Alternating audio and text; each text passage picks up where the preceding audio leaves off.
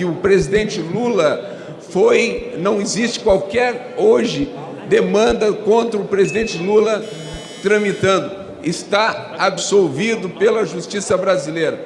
Então, não concordamos com as manifestações e votamos pela aprovação. É inevitável falar, em relação à mentira que foi dita em plenário de que o ex-presidente Lula foi absolvido, Nunca as provas foram analisadas e chegou-se à conclusão de que ele foi absolvido. O que houve foi uma manobra processual que fez com que o processo voltasse à primeira instância. Agora, nunca houve análise de provas de que ele mesmo tivesse sido absolvido. Aliás, ele mesmo já admitiu isso numa entrevista. E essas parcerias que se fazem, em relação ao governo Lula, em relação ao governo petista, que foi um dos piores programas de desenvolvimento econômico da história do país. Vamos lembrar o que foi o PAC no governo Dilma: milhares de obras paradas, obras superfaturadas, empresas quebrando, escândalos de corrupção, cartel de empreiteira. E é com isso que o governo Lula quer voltar. É com essa política de quebradeira. Foi mais de R$1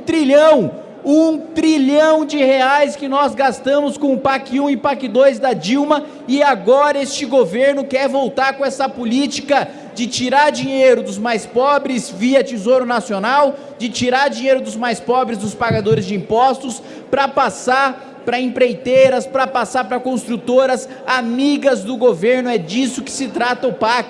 No que avançou nossa infraestrutura após esse R$1 trilhão de investimento? Absolutamente nada. Os nossos portos, as nossas ferrovias estão uma vergonha completa. Em 2019 fui em missão oficial ao Japão negociar a abertura do mercado de carnes, e os japoneses me diziam que não queriam investir no Brasil porque tomaram calote do governo Dilma. Isso é absolutamente vergonhoso para as nossas relações internacionais e diplomáticas. Eu ouvi agora um deputado fazendo um pronunciamento, deputado Kim Kataguiri, que acabou de falar. Todo mundo sabe, deputado Kim, que o COAF sempre, em todos os governos, foi vinculado ao Ministério da Fazenda.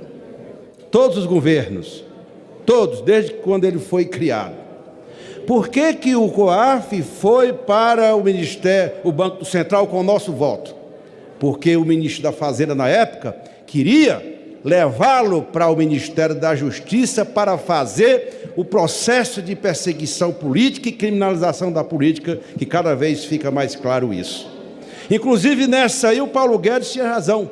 O COAF foi para o Ministério o Banco Central.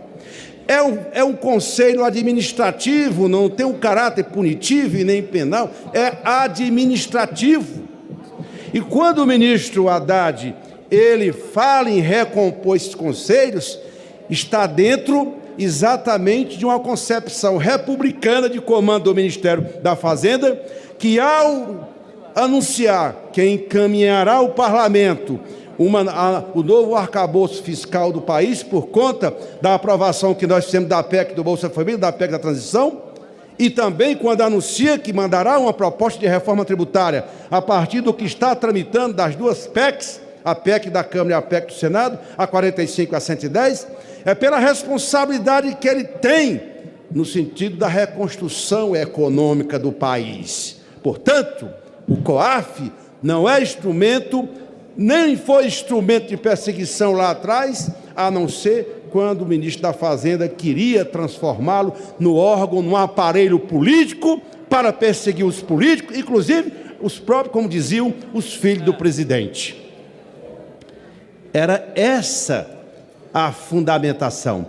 E foi por isso que nós não deixamos, nós votamos, inclusive, favorável aqui a não ida do COAF para a Justiça, porque era o objetivo dele. Quem não sabe disso aqui? Quem não ouviu, Bacelar? Quem não lembra dos argumentos? Quem não lembra do que foi feito aqui quando nós votamos essa matéria? Lembra, deputada Érica? Era exatamente isso. Nós não tínhamos saída, a não ser colocá-lo no Banco Central. Portanto, Kim, só para esclarecer isso, nós não temos, nunca foi e nem é estilo nosso fazer dos instrumentos de política econômica e um órgão administrativo como é o COAF para perseguir ninguém. Não faz parte do nosso modelo e nem faz parte da orientação do governo do presidente Lula. A segunda matéria que Vossa Excelência também fez referência, que é do CARF. Olhe, eu digo para esta casa, deputadas e deputados, que eu fiquei estarrecido com os dados que eu assisti, que eu ouvi ontem. O direito ao recurso, o empate levará à judicialização e, portanto, é para defender o contribuinte.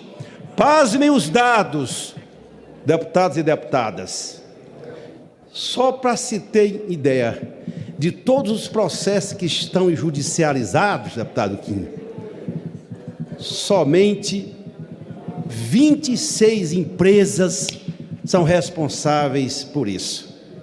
O contribuinte não vê absolutamente nada e nem ganha nada, a não ser os grandes contribuintes.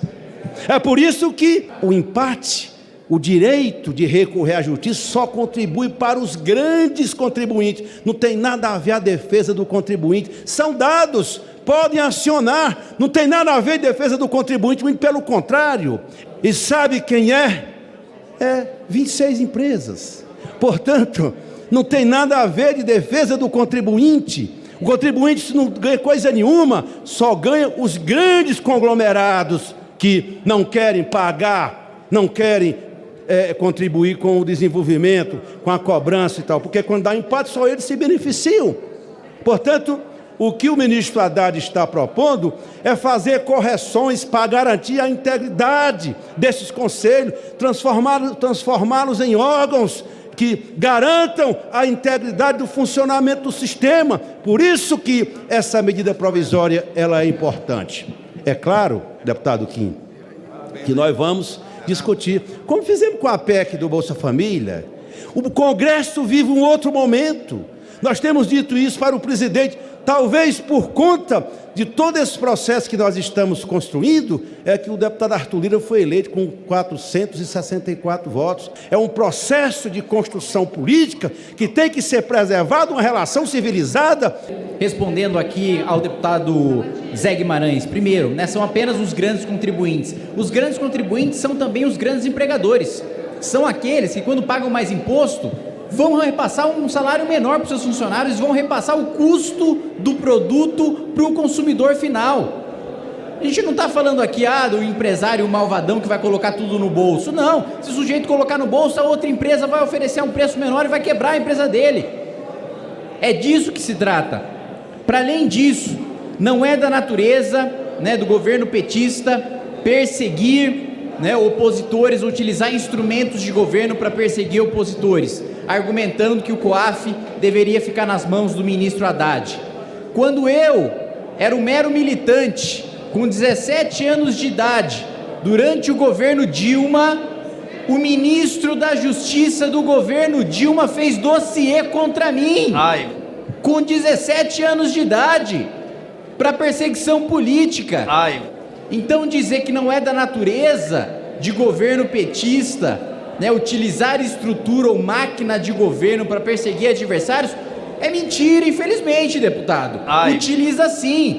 Até hoje eu tenho um processo habeas data para ter acesso ao que foi que esse dossiê descobriu comigo com 17 anos de idade.